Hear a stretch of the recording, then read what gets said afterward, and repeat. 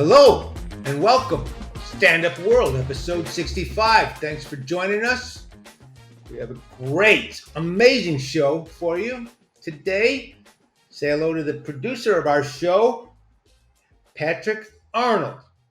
Hey, Mike. Patrick, how are you, buddy? I am great. I'm Are great. ya? Very excited. Very excited for today's episode. How about you? I'm really excited. Very. How are things in Boston? They're good. A little rainy right now, but things have been good. Yeah. How's LA right now? LA's good. You gearing up? Is there a lot of political election talk and everything? I am so tapped out of the news world. I couldn't even tell you. I don't know. I'm not sure, especially about the local ones in Boston. But Yeah, me too. Well, especially I'm talking about the presidential stuff. I no, don't. I don't know. I was thinking. I'm just asking people. If you're voting for Biden, would you leave and you had 6-year-old twin boys, wild kids? Would you, in an emergency, leave them alone with Joe for 48 hours? It's a good question. Oh, come on, man! I took them to the beach. I didn't know they'd swim out that far. I They were took a right nap. here 5 minutes ago. Jack, I took a nap. How's it my fault? I wake up, there's Coast Guard and people screaming. And I think I told you this. They sent me a Trump 2024 bumper sticker, Oh yeah. an email. They asked me if I wanted one, an email. Yeah. I said, yeah, send it because, I'm putting a fireplace in the backyard and I'm one brick shy. And that'll get it for me right through my windshield. So Right. that's all I need is to put that on my car. And then the third choice, I guess, is Robert Kennedy Jr., who I like a lot, as you know. But everyone says to me, well, his siblings aren't behind him. And my answer to that is, I got 3 brothers, okay? If either of them got anywhere close to being in the Oval Office, I would be in front of the White House setting myself on fire. Yeah, right. Yeah, like don't Take do this that. out. Don't do this, okay? Yeah. I've seen this guy. I've seen this guy take a toaster apart for no reason. Okay, yeah. He did shit when he was 9. He was taking shit apart, couldn't put it back together. This is not good. It's so funny. It's very true. But so yeah, no one trusts their sibling with that. Right. No one wants to see their sibling succeed. Yeah. But yeah, it's good. It's good. And listen, I have to say, we recorded this interview, which I'm really excited about a week ago, right? Yeah. Or so ago. And I have since seen the special. Our guest today is Dave Attell, who is an old friend of mine and one of I would say, the best comedians working in the business today. Yeah, me too. Every comedian loves Attell. Everybody puts him in their list of top 5 or so. Yep. But he's hit a new level. And I hadn't seen the special when we shot the interview, and he sent me the link the next day. And it's out now. It's on Netflix, so you can watch it. It's called Hot Cross Buns, and it's fantastic. It's peak Dave Attell. Peak Dave Attell.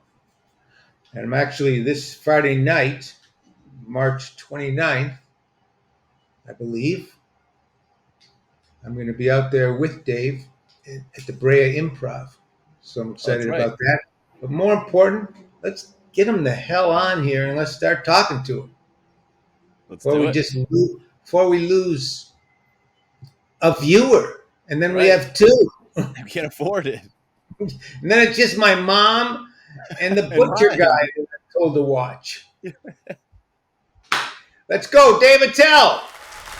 Dave Attell, buddy, good to see you. Thanks for having me, Mike. Hey, don't be mad, but it's a no smoking podcast. My wife doesn't let anyone smoke. Oh, I'm sorry. I don't know if you know this, but we're in different locations. Yeah, it's just a thing with her. I'm not even allowed to talk to anyone that smokes. That's how whipped I am.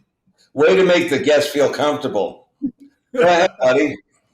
Hey, I'm really excited to have you on, and I can't wait to see your special. You got it up on Netflix, Yeah. which will Hot change cross. your life. Called hot What'd you cross. say? It's Hot called cross. hot cross. It's called talking over each other. Why is it called hot cross buns? Well, you have to watch to see, but let's face it, Mike. A lot of guys hit it with a one word. I said, why not 3 words, right? One word for each laugh. Hot cross buns. What I like about you is you're not cheap with your words. I'm not. I try and keep it classic, whether it is a cigarette on a Zoom. I'm sorry, we're allowed to say that? You are allowed to say that. Okay, there we go. All right. Anyway, first of Hey, all, so it comes out on the 26th. yeah. Can you be less excited about it? That's pretty cool. It's pretty great. But this is like your 6th special or something, isn't it? I don't think so. I put them out. It takes me years and years and years to get enough material. My jokes are too short. That's the problem. I need some lifts on these jokes. They are just too short. So it takes there's a ton of punchlines. I don't know if that's in anymore, but punchlines. There's a ton of punchlines in there. I do. There's a couple of effects. Try and make it a little interesting for the kids today. But I don't know, man. I'd love to hear what you think of it. So where'd you shoot it? Cobb, San Francisco, great club. I love that room. In fact, when I started back up again, it was the first room that I went out of LA. I opened for Shane Gillis there, and it was Great. I had so much fun. I just love that room. It's a great room. The crowds are awesome. They really come down. They want to laugh, and I can't say enough about it. I've been playing there for decades now. I love it. I used to play the old one when it was at Fisherman's Wharf. Yep, down at the wharf. Like seafood. And they used to pay you in cod, correct? Yes. That's exactly it, man. That surprises me. I always feel like you're so prolific, but that's just because I've hung out with you, and I feel like you say about an hour's worth of material just hanging out, but I guess you don't remember it. It's called having a personality. And in these times, when everyone's on the spectrum, I don't know. I guess I grew up, my dad, I used to work with my dad, and we had a bridal shop and a shoe store. And he would go mix it up with the customers, and I'm a 16, 17 years old, talking to adults and stuff like that. So I'm glad. I always felt like that was the beginning of learning to talk to strangers. You know what I'm saying? And I don't know. When we hang, it's like you, me, and Jeff Ross, a mutual friend, great guy. The laughs. I mean, it's just all about the hang and the laughs. So I would say that, in today's times, you can't get enough of it. So hanging out with people you like and just having a couple of laughs is it's a treat. I've had so much fun with you guys. And, when did it start? That's what I want to know. Oh, go ahead. Wait, go ahead. Go. When does this start? It was a joke. When did the podcast start? Yeah, that was a joke. I get it. You just keep throwing the jokes and we'll edit around them. You seem so deep in thought over there. Are you all right? Well, when you have a serious intellectual like you on, you've got to come at it from a whole nother level. You can't just be about the jokes, Dave. You got to be about what's behind Dave Attell. Because that's what... Actually, a lamp and a printer. That's what's behind me. Whereas you have a whole what is that over there? A botanical garden growing? What's going on back there? Gazebo. It's called a gazebo. You have a gazebo. And I'm raising some young elephants back there as a part of an outreach program for the San Diego Zoo when they couldn't afford it anymore. That's the one animal I haven't ridden, an elephant. Have you? I don't ride them. I actually let them ride me because they're babies and I can handle it. Great save. Thank you, buddy. Right. Oh, go ahead. Dramatic pause. So what's happening? So I went on stage last night for the first time. I had my gallbladder out. Really? I was in the hospital. I had my gallbladder out. I went on stage, and it was. I'm telling you, it's a whole different experience without a gallbladder, Dave. You must have felt lighter, right? I mean, I felt lighter and whiter and brighter. this is for real. I was worried about you because I'm having some issues with my mother, and we were supposed to do this a while back, and you said I'm not feeling that good, and then the next thing I see is a picture of you in the hospital. So how long do you have to go in the hospital for a gallbladder? Like, how does that happen?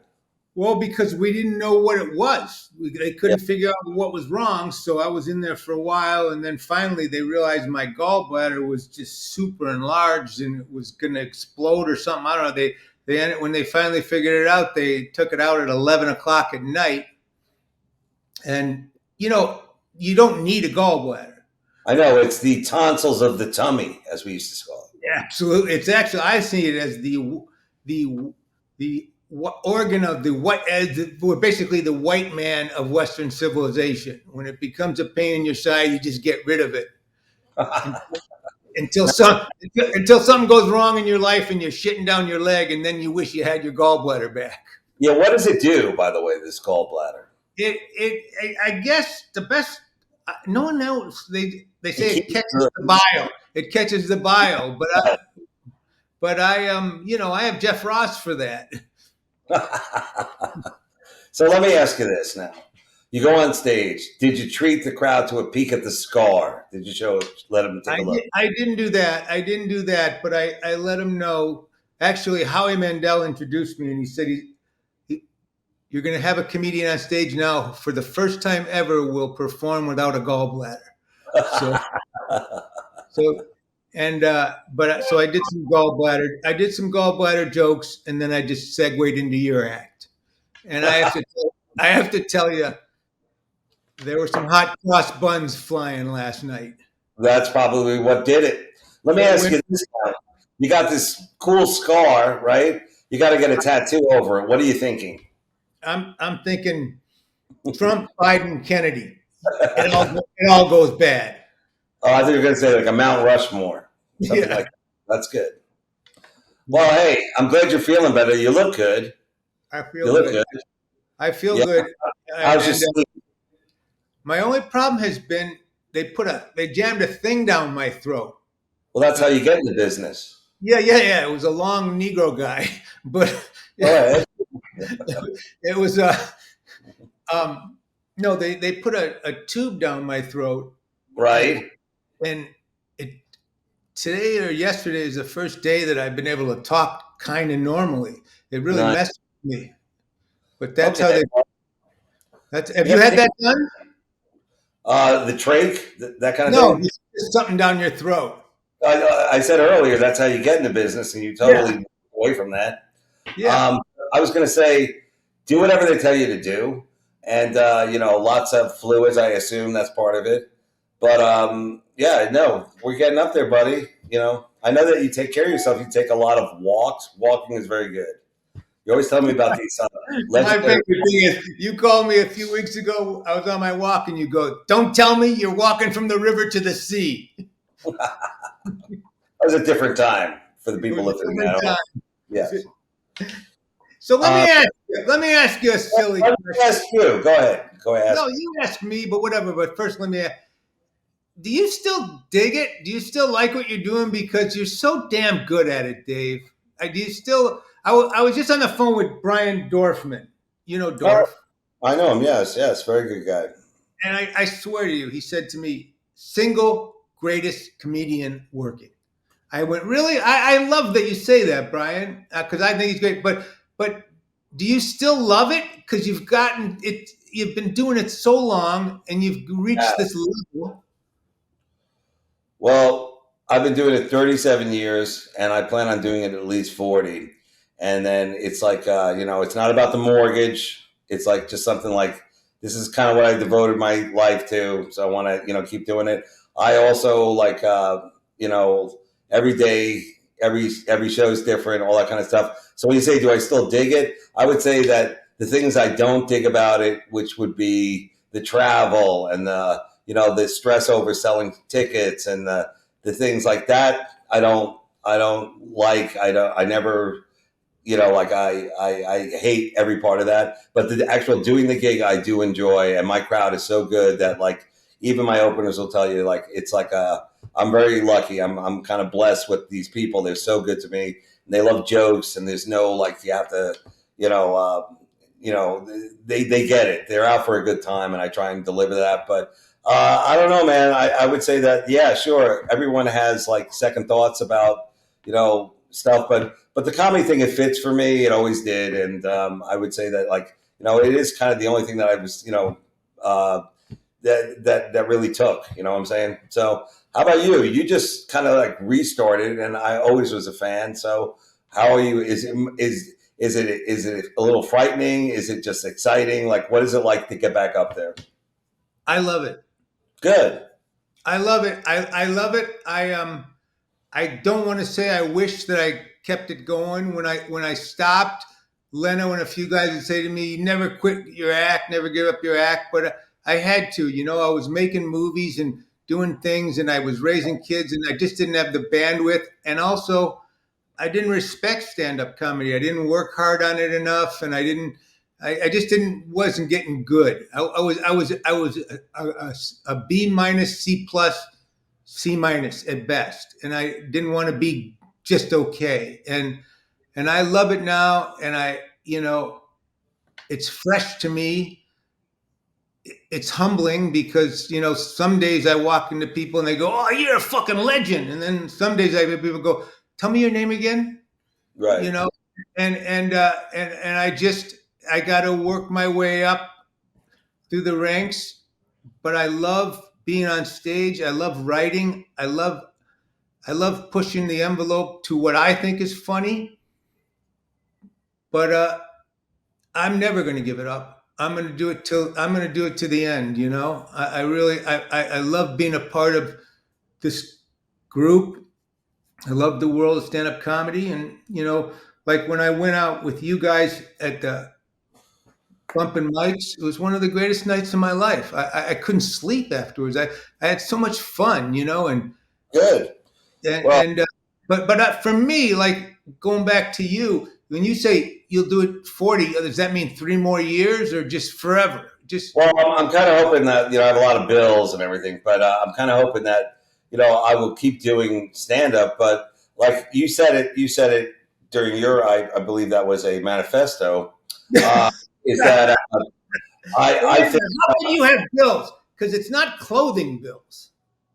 no, I've round the clock care for my mom. I have multiple mortgages and all that kind of stuff. So I have bills. So I was just going to say, who doesn't? It's part of it. But that aside, the business side of it is like, this is what we do. And I feel that when you said during your thing that getting better at it, that to me is like super important, because I always feel that like, all you can control is being funnier. There's nothing else in the universe you can control, but you can control actually how good you get at this, and I'm lucky that I get a lot of stage time. I mean, I try not to take it for granted, even though there's times I get up there, I just got off a plane and I'm like, whatever. I'm like, still try something new, because, that's the only way you can get better. And like, I really want to get better. I also realize that I'm old now, and I want to see if I can follow some of these people, some of these new comics. I mean, I was just talking to Mark Norman and Sam Morrell, and these guys are awesome, great joke writers, and such diligence, and like the ability to turn hours and put out specials. I mean, that's really incredible. And there's a lot of people like that are out there right now that are really at the top of their game.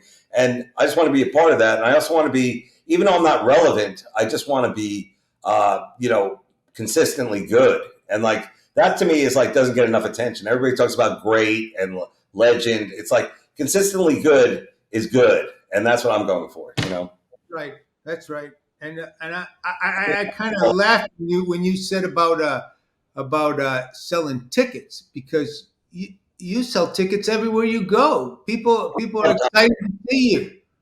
I'm a club comic, and when I see people doing these bigger venues, theaters and arenas and stuff like that. And I'm like, oh man, can you imagine the pressure to sell out like a Madison Square Garden or something like that? I'm like, oh my God. But like, I get it. Like, it's not like I'm looking for like this kind of like world, like world, like whatever world tour thing or anything like that. I'm just trying to like, make sure that I can get to the people who want to see what I'm doing and make sure they come out to the show. So, it's very hard for people in these times to get off the computers, and also they got their own families and their own problems to like come down and see a live performance. But the pandemic all taught us something, which is that it's not going to be replaced by Zooming or any kind of digital. Sure, that's a part of it. Like right now, TikTok is huge. So sure, that's a part of it. But the live performance, nothing beats that. So, the people, the stand-up fans that come to see live shows, those are like our people. We got to make sure that they get it, that we appreciate what what they're helping us do. And like when you do a show, how long is your show usually? To be honest, I always have had trouble doing an hour.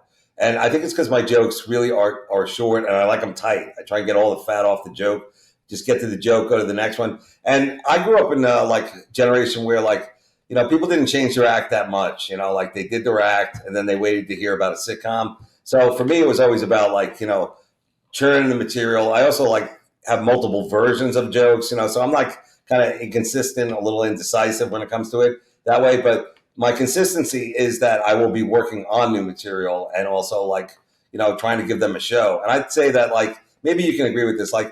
When you start stand up, one thing is higher than the other. You're a better writer than you're a performer, or you're a better performer than you're a writer. And then slowly they kind of go like this. I feel like right now I'm pretty much, they're both even.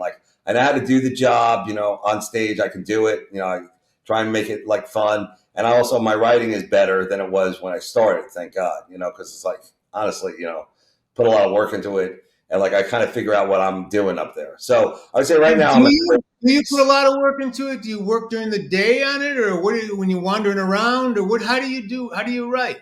Well, you kind of, I don't like your accusations. Yeah, I do.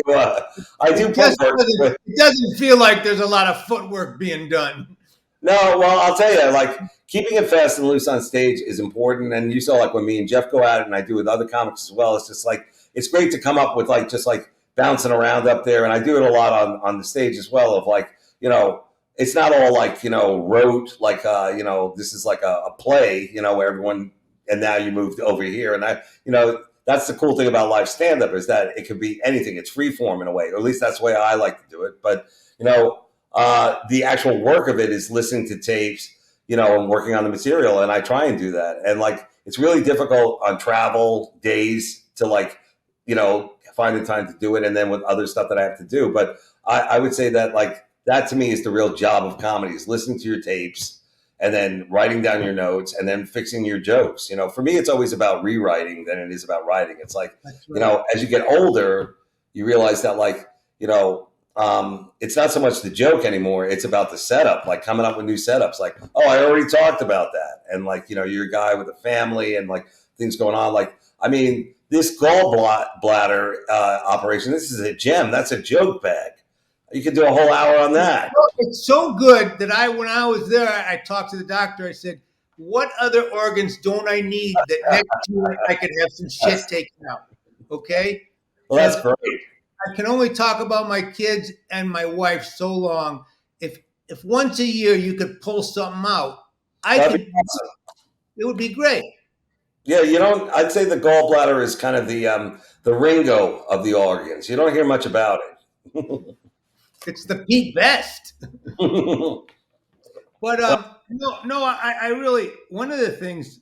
Well, let me ask you a question. Since you are great, I like to give you a connection from one generation of comedy to the next, right? Because you kind of were when you do a stand-up, it was the classic get on Carson, do these different things, and then go on the road or wait for TV and all that kind of stuff. And now when you see this kind of feral wild comedy of YouTube and platforming and TikTok and all that kind of stuff, what do you think of that? I think to some degree it's refreshingly cool that there's no gatekeeping or any of that kind of stuff. Part of it is the bad of it is there's a lot of content now. So, is it all great? Probably not. What do you think? I love it. You do? I love it. I had lunch with a couple comics from my generation because and they were shitting all over the comedy today and why would you do it and I was just like, this is the best time ever because you're not in competition with anybody. Yes, there's a lot of comedians, but I never heard musicians say, God, there's too many songwriters. Or there's too just do your thing, man. And everybody, I feel people are more supportive now because of that. And to me, when you have something that's really good, like a special, like what's the name of your special again? Don't Scrub Me. What did you Hot, say? don't scrub me. Hot cross buns. Hot cross buns. Listen, you're going to go on all your friends' podcasts, and they're going to Yeah. be so glad to help you sell it. And I've seen that. I mean, Fahim Anwar. I've helped so many friends sell their specials. I'm And going to say it. Can I cut you off?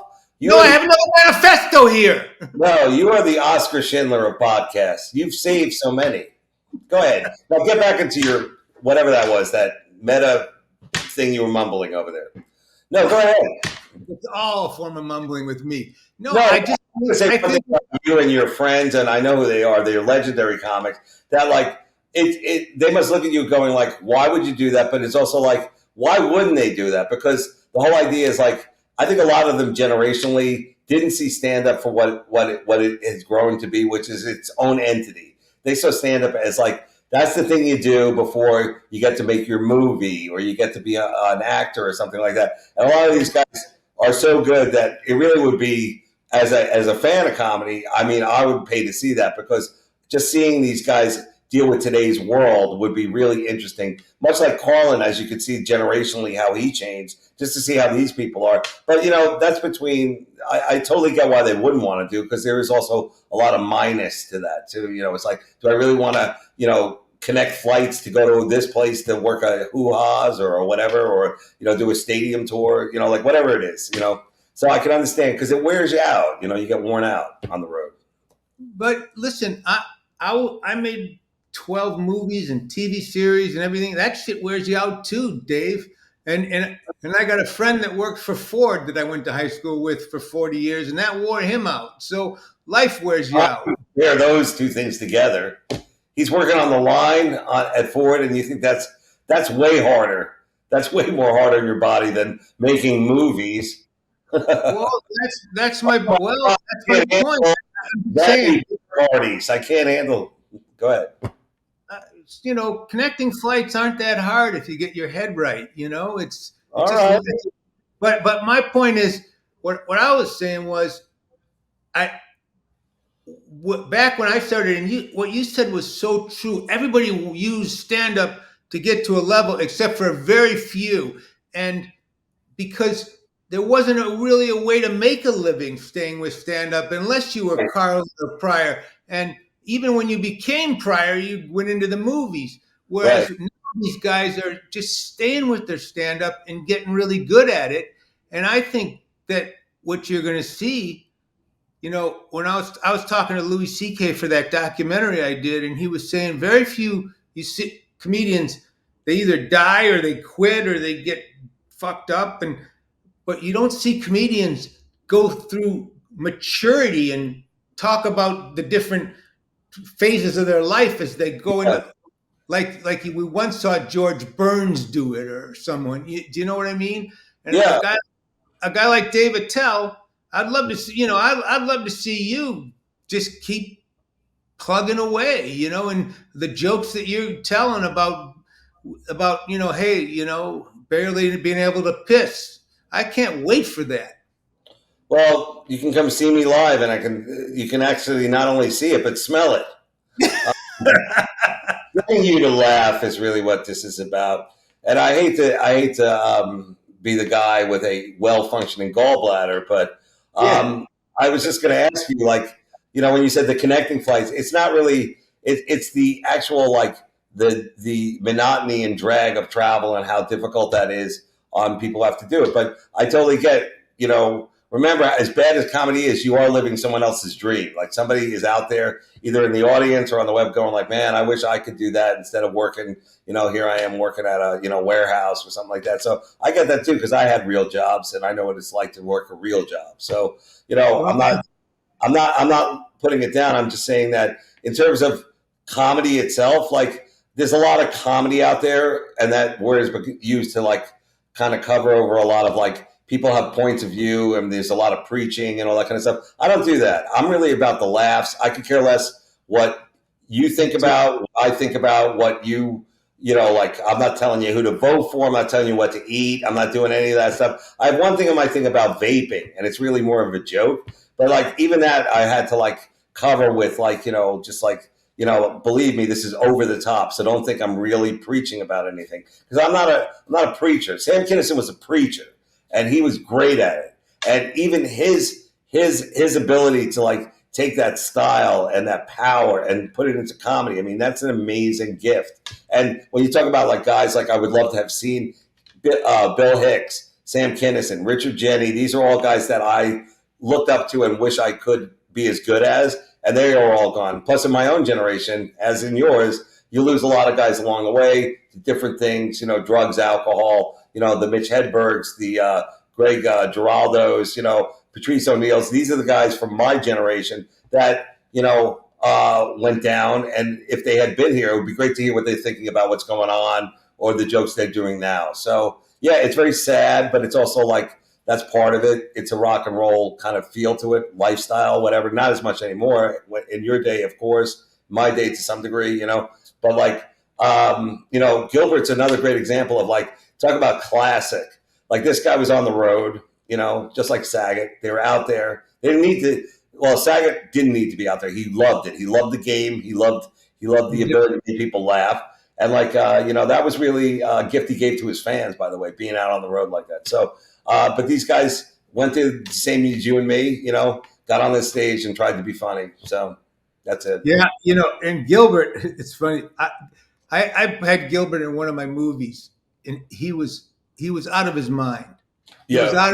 was out of his mind, but he was and he was so funny off camera that I was always worried. Say, Gilbert, you're making everyone here laugh. Save it. But and he was such a sweet guy. And you're right. He loved to make people laugh, and we're lucky. Like Louis Anderson, I used to love Louis Anderson. He was such a great guy. Mm-hmm. But by the same token, I feel that there's so many people working, new people right now. Like you forget, but the first time I saw you after years, I came into the cellar one night with Dan Soder. Yeah, Stan's a great comic. Yeah. I was working on Billions. I was directing an episode of Billions with Dan, and he said, "Let's go down to the cellar." And I love that guy. I think that guy is such a great comic and such a great guy. He's so talented, man. He can do multiple voices. He can act. So he's got like a lot of tools in his toolbox. Plus, he's a super fast, funny guy. And I like that. Like he keeps it moving and like he's just cool. And I was going to say this to you, like, you can act and you're a comic. I don't consider myself, I'm not really an actor guy. I never really got that. I saw you in Trainwreck. Yeah, but the good thing about those parts that you've seen me in is like, other comics were involved. Judd, Amy, I just said with Michael Che. I mean, like anything that I do with another comic, they get me, Pete Davidson, and they go, here's what we want you to say. Now you do it the way you want to do it. And that's how they should always work with comics. For me, that's the best. Right. Someone else's lines, I'm not into that. But you know what, Dave? What I've found, that's how you should work with actors. When I started, just so you know, and because I write most of my own, I would always tell the actor that I was trying to get him to say it the way it was in my head, and I realized how wrong that was really quick. It was just like, tell me how you would say it, and it was always better. And I've always found comedians are really good actors if you let them know you get them. Yeah, that's so important. I'm glad we finally got to that because this really is more about acting than it is about comedy. Like right now, acting like you like me right now. I do like you. No, but I'm acting like I don't have to go to the bathroom. No, Here's the thing I was going to tell you about the gallbladder, which is really funny as in terms of traveling. You know Harris Pete? no, who is it? Harris Pete was the doorman at the Comedy Store for years, and he's a comedian. He's a good Oh, friend, okay. and he's a good friend of mine. And he said to me, when I had my gallbladder out, he said to me, I had my gallbladder out, and just remember, when the minute you have to shit, you're shitting Oh, yeah. for the rest of your life. There's no, okay, I got to shit. I got a good hour. I can wait. You're shitting. Really? Said, well, what about when I'm like at the airport or on a plane? He goes, you're shitting. Wow. And I said, okay, that's not good news. Yeah. So I was, You know that's what? my, that's You're not the, the only man on this podcast wearing a diaper. I'll tell you that right now. So, no, I'm sitting on a bucket. amongst friends. I'm sitting on a bucket. Just Okay, now. well, there you go. But do you notice a difference in your stool? Like they always ask you that. Is it more wet? No difference in my stool. Yes. No. It's You don't just, want to let that out. You said and I haven't found that yet. What he was saying, I haven't found that yet. But he said, in time, you will see that. And but it's okay. You know what? I don't really care. I don't. I'll figure it out. I'll figure it out. If I got to wear a diaper. It's not the worst. I'll wear one of those Taylor Swift diapers that she sold her fans. why not? Did you know that I those don't know, kids, I don't know of this issue. they wore diapers in her concerts so they wouldn't miss anything. Wow. Now, can any of us say that about our audience? My people would just squat in place. Nope. I don't know if the Attell fans wear diapers. No, they would do it Portland style. They would just pull it down and drop it right there. Yeah. Anyway, what I was going to tell you is, you're always welcome on my shows because I think the audience themselves also get a kick out of seeing you. So, I'd love to. Aren't you coming to be out there in Brea? I'm in Brea. Yeah. When? Late March. It's on my site, davidtell.com, and the special will be out, and people can come down and watch me try and come up with new stuff. All right, I'm going to come out when you're in Brea. Yeah, I'd love you to. Yeah, for sure. Can I do 45 minutes? I'll open up a window, so of course, just in case you have a gallbladder incident. Hey man, I can't wait to see your special, and we're gonna do everything we can on this site and my site, Stand Up World, to plug it and get people knowing about it. It's you're really great, and the other thing is, I gotta say, as much as I love you, I love bumping mics. It makes me bumping mics makes me so happy. I just what? It's just a big smile, and what people know, but like. Well, Jeff's a very busy man as well, so let's hope that maybe we can do some dates again together. That would be so much fun. Yeah, my favorite part of it is you don't ever tell Jeff how you're going to open. Yeah, and you do these crazy things to him. It's the whole thing is such a smile. It's like comedy jazz to me. I really love it. Well, but listen, honestly, thank you so much. I know you're dealing with your mother right now and your 14 mortgages. To the fact that you took time out to talk to me about Run, Don't Drizzle, your new special. Okay. Well, Mike, thanks for having me on. And to the fans of Stand Up World, hope to see you live at a show. Check out my site, davidtell.com, and Hot Cross Buns. It's on Netflix, so check it out. Check it out, and we'll be talking about it on the next few weeks. Love you, Dave. You're I the want best. to hear your opinion of it. I really respect your opinion, so I want to hear it. I'm going to watch it as soon as you send me a copy of it. All right. First of all, most importantly, please, please, please take care of yourself. Okay. So I hope to see you, and we'll have a great night over at Brea for sure. And I hope your mom feels better. Thank you, buddy. Okay. Good night, everybody. Dave Attell, the man, the myth. Hey, that was great, huh? He I love that is hysterical. Every word out of his mouth is like a joke. It's so funny. He just makes me laugh. guy. Yep. Hey, I'm going to be out at the Ice House tonight. Just so you know, if you're in Pasadena or in LA, the 7:30 show. Monday night, I'm at the Laugh Factory with Arsenio Hall, myself, and God, Tony Rock.